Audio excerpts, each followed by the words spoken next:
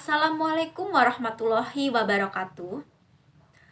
Pertama-tama, marilah kita panjatkan puji syukur kehadirat Allah Subhanahu wa taala karena atas limpahan rahmat dan karunia-Nya sehingga kita semua dapat berkumpul di tempat ini dalam keadaan sehat dan bahagia. Yang terhormat Bapak Ohari Wahyono selaku dosen pengampu mata kuliah retorika. Yang saya hormati Kak Islamuna Rofaani Yundi selaku asisten dosen mata kuliah retorika, serta teman-teman Rombel D yang saya banggakan. Hadirin yang berbahagia, pada kesempatan kali ini, izinkan saya menyampaikan pidato dengan tema pentingnya pendidikan di era digitalisasi. Hadirin sekalian, kita hidup di zaman yang disebut dengan era digitalisasi, yaitu masa di mana hampir seluruh aktivitas manusia bertransformasi menjadi bentuk digital. Informasi dapat diakses dalam hitungan detik melalui internet, serta komunikasi bisa dilakukan tanpa batas jarak. Bahkan kegiatan ekonomi, sosial, dan pendidikan kini banyak dilakukan secara daring. Teknologi seperti komputer, smartphone, serta jaringan internet telah menjadi kebutuhan pokok yang tidak bisa dipisahkan dari kehidupan kita sehari-hari. Dalam dunia pendidikan, digitalisasi membawa perubahan yang sangat besar. Dulu proses belajar mengajar hanya terjadi di ruang kelas dengan papan tulis dan buku cetak.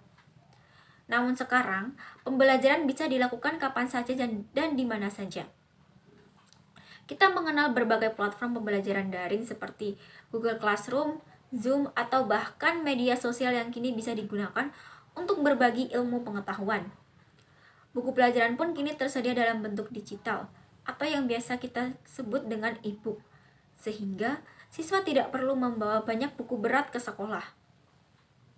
Selain itu juga, perkembangan teknologi juga memungkinkan munculnya kecerdasan buatan atau AI yang membantu guru maupun siswa dalam kegiatan belajar mengajar. Misalnya, dengan adanya aplikasi penerjemah otomatis, program latihan soal, hingga asisten belajar digital seperti chatbot yang bisa menjawab pertanyaan siswa kapanpun. Hal ini tentu menjadi peluang besar bagi dunia pendidikan untuk menjadi lebih efektif, efisien, dan modern. Namun, hadirin yang saya hormati, di balik kemajuan tersebut, kita juga menghadapi berbagai tantangan. Tidak semua daerah memiliki akses internet yang memadai. Masih banyak sekolah di pelosok yang kesulitan mendapatkan jaringan, bahkan perangkat elektronik yang dibutuhkan untuk belajar daring. Hal ini menyebabkan kesenjangan pendidikan antara daerah perkotaan dan pedesaan. Selain itu, penggunaan teknologi yang berlebihan juga dapat menimbulkan dampak negatif. Banyak siswa yang sulit fokus belajar karena tergoda bermain media sosial, menonton video hiburan, atau bermain game. Belum lagi juga masalah literasi digital yang masih rendah, sehingga banyak pelajar yang belum bisa membedakan informasi yang benar dan hoax. Jika hal ini terus dibiarkan terjadi, teknologi justru bisa menjadi penghambat dalam proses belajar, bukan pendukung. Untuk menghadapi tantangan tersebut, dibutuhkan kerjasama dari berbagai pihak.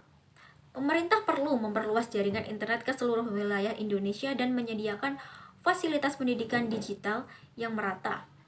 Sekolah dan guru juga harus beradaptasi dengan perkembangan zaman, yaitu dengan cara meningkatkan kemampuan literasi digital agar dapat memanfaatkan teknologi sebagai alat bantu pembelajaran, bukan sebagai gangguan. Orang tua juga memiliki peran penting dalam mendampingi anak-anak agar menggunakan teknologi secara bijak, serta membimbing mereka untuk fokus pada hal-hal yang bermanfaat dan juga menanamkan nilai tanggung jawab dan disiplin dalam belajar. Hadirin yang saya banggakan, dari berbagai hal yang telah saya sampaikan, dapat disimpulkan bahwa pendidikan di era digitalisasi merupakan hal yang sangat penting dan tidak bisa dihindari. Dunia terus berubah dan pendidikan harus ikut berkembang agar kita tidak tertinggal. Digitalisasi bukanlah ancaman jika kita mampu mengelolanya dengan bijak, melainkan peluang besar untuk menciptakan generasi yang cerdas, kreatif, dan adaptif terhadap kemajuan zaman.